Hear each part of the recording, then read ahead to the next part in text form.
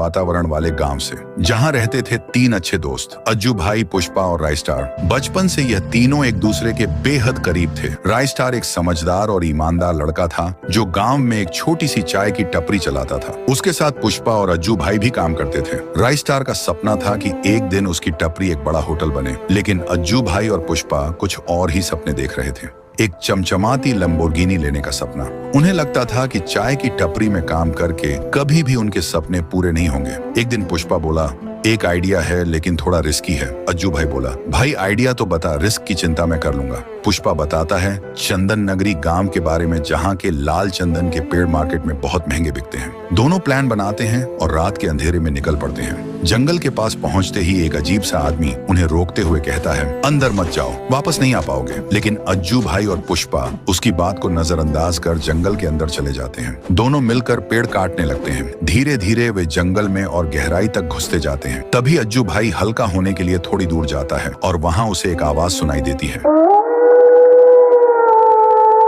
अज्जू भाई डर जाता है। अचानक एक डरावनी लोमड़ी उसके सामने आ जाती है। लोमड़ी उसकी आंखों में गुस्सा भरा होता है। लोमड़ी कहती है, तुम लोगों ने मेरे पेड़ काटे, अब तुम्हारा भी यही अंजाम होगा, और वह वहीं अज्जू भाई को मार देती है। पुष्पा जब उसे ढूंढने आता है तो अज्जू की लाश देखकर घबरा जाता है। वह भागने लगता है, लेकिन तभी उसके पीछे भी लोमड़ी आ जाती है। पुष्पा भी बच नहीं पाता। अगले दिन सुबह रायस्टार अकेला दुकान पर होता है। तभी एक पुलिस जीप आकर रुकती है। पुलिस वाला कहता है, चंदन नगरी के पास 2 लाशें मिली हैं, क्या यह तुम्हारे दोस्त थे? रायस्टार सदमे में चला जाता है। जब वह शाम को चंदन नगरी पहुंचता है और अपने दोस्तों की लाश देखता है तो टूट जाता है। तभी उसे वही अजीब आदमी मिलता है जिसने रात में अज्जू और पुष्पा को रोका था। वो आदमी कहता है, मैंने मना किया था मत जाओ, लोमड़ी मार डालेगी, लेकिन उन्होंने मेरी बात नहीं मानी। रायस्टार समझ जाता है जंगल में कुछ है, कुछ बहुत खतरनाक। उसी रात 3 बजे रायस्टार अकेला उसी जंगल में जाता है। वहीं पेड़ के नीचे बैठ जाता है शांत। तभी वही आवाज आती है लोमड़ी की, और पीछे घूमते ही